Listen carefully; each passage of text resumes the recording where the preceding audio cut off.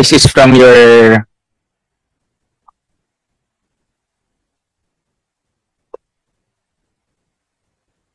Tomsec, labas natin. Shed slide. Ayan. 42. 32. 32. So for school year 2026, hindi, diba? Projections on fund requirement for 4Ps. Anyways, habang hinahanap this one. Habang hinahanap. So, ang DSWD 4Ps data is 490,000. No? And then the new beneficiaries at 30% is 147,000. We'll flash it. Okay. And then may projection kayo at 40%, may projection kayo at 50%.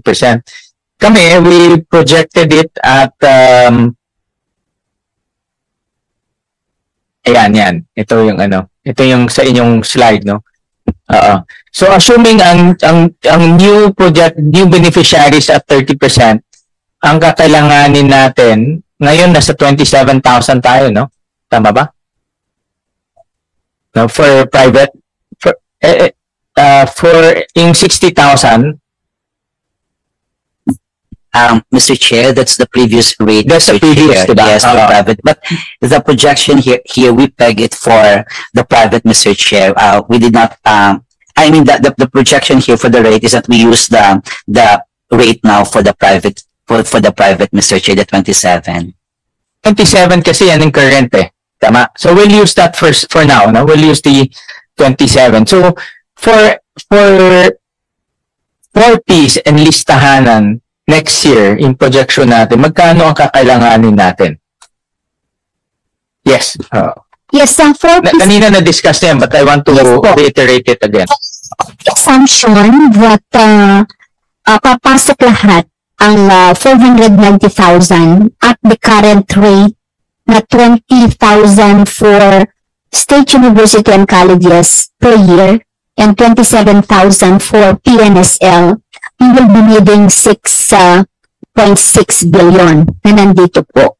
But of course, based from the data of EDCOM, not all the promising qualifiers for PIS ay papasok sa higher ed.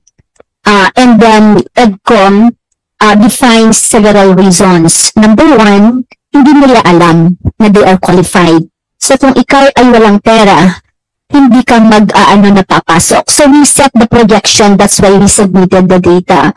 But with the intensified info campaign that we are planning to do, we want to prove na mga up to 50% ay makukuha natin sila at yung 50% papasok sa TESDA.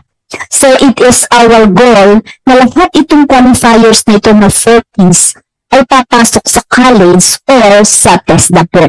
Now, on the assumption that the 490,000, 50% lang ang papasok at bibigyan kami ng 6.6 billion, we will revisit now. We will revisit now the guidelines with up to para makita namin kung pwede namin itaas yung 20 per year for SUCS or 27 for PNSL.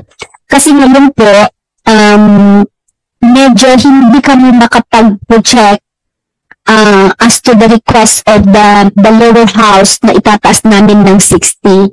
It will be a nightmare.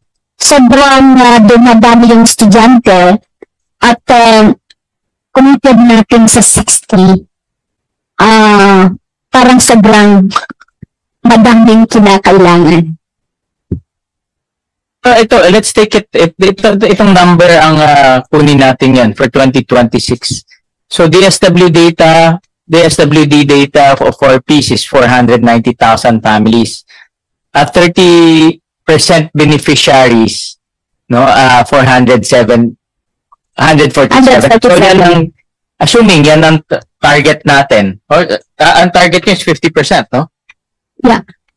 So yung 30% Your Honor was based in the past experience na walang info campaign. With intensified campaign, let's go to the next two slides. lalabas 245,000. No? Next pa. Next slide. Yan. Diba? Ito ang target nating beneficiaries, 245 new beneficiaries. No? Pero,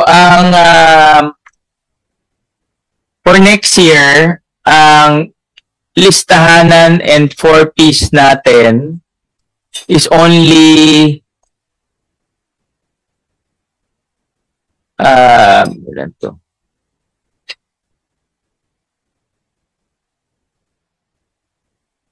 Is 438.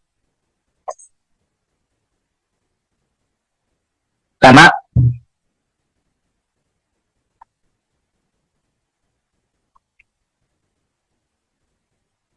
$438, 310 plus 128. Ang approve sa NEP. I-approve sa NEP. Continuing yan, sir. No new grant, new grant is. Ito? Oo, continuing yan, sir.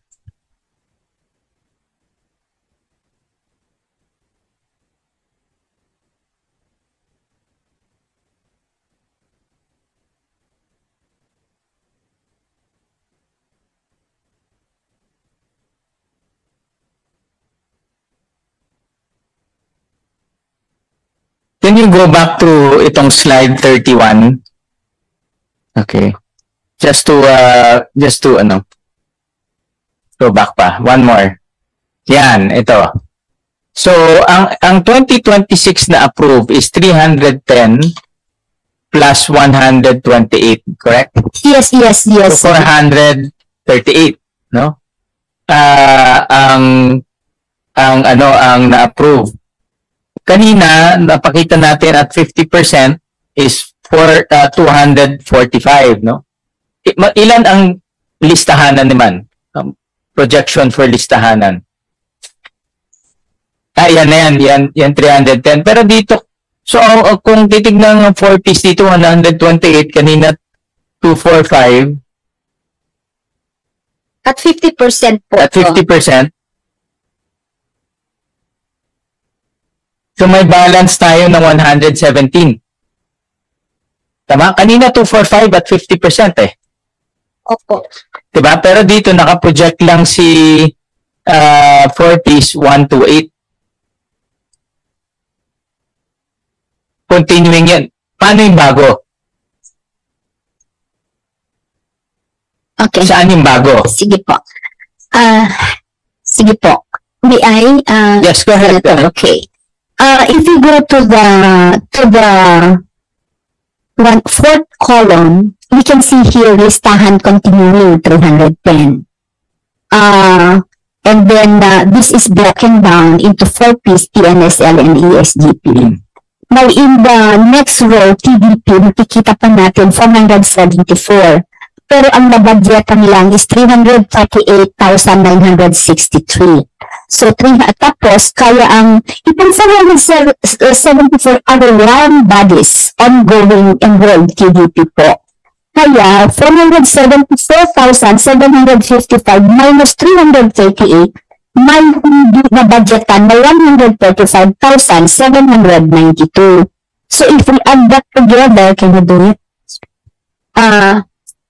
So, ang kailangan natin, ang total nito is 310 plus 200 plus 338 plus 135. Can you add it?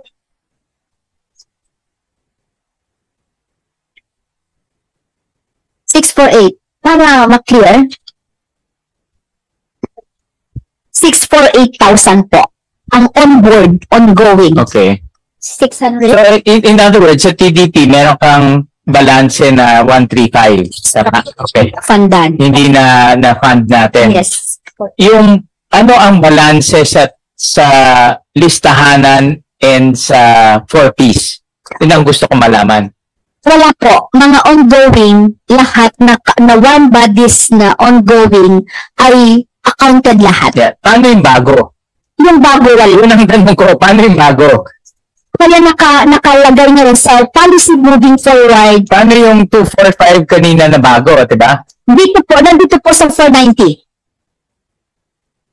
Sige, go ahead, Attorney Stella Cruz, para ma-explain mabuti. Mr. Chair, Saan yung in 2026 po kasi, sir, yung listahanan po natin, yung 4Ps na continuing, na PNSL and ESGPPA, they're continuing, Mr. Chair. Yes. But come 2026, the continuing and supposed to be the 490 na 4Ps po natin, there will be no listahanan anymore, Mr. Chair, because the direction is that lahat na po sa 4Ps.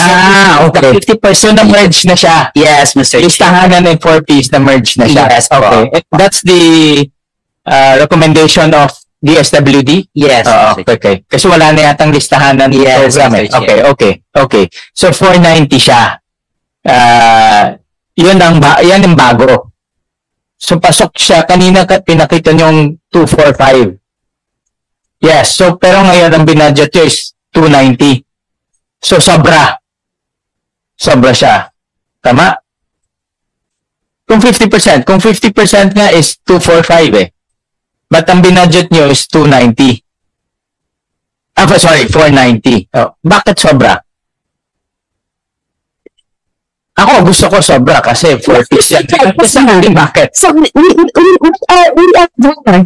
Gusto namin ipasok sana lahat yan. So, at the back of our mind,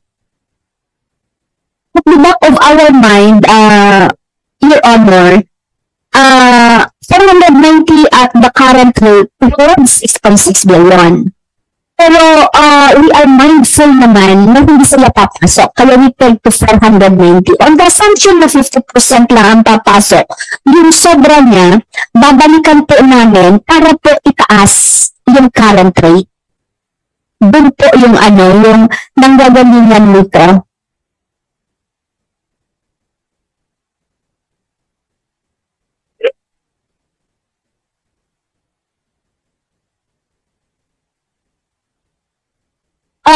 And then, if I may add, Your Honor, yung dito kasi sa PNSL wala ding projected new, right, sa PNSL.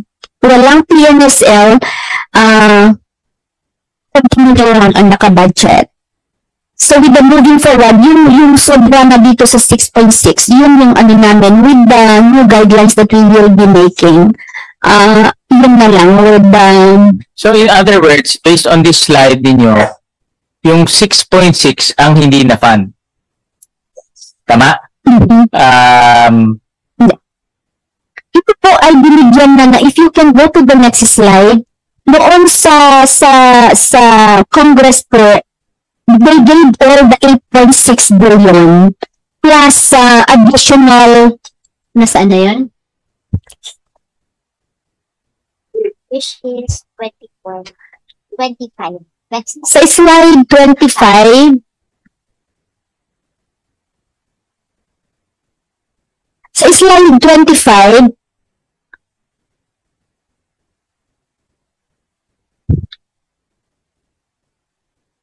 hindi, yung isa. Yan. Yung sa Business 1 namin po, when we presented in the Congress, we requested 8.6 billion to cover the ongoing and the 490 tests at present rate. Ang hindi namin na-coveran dyan is yung PNSL. So, nagbigay sila po ng 9.3 billion. So,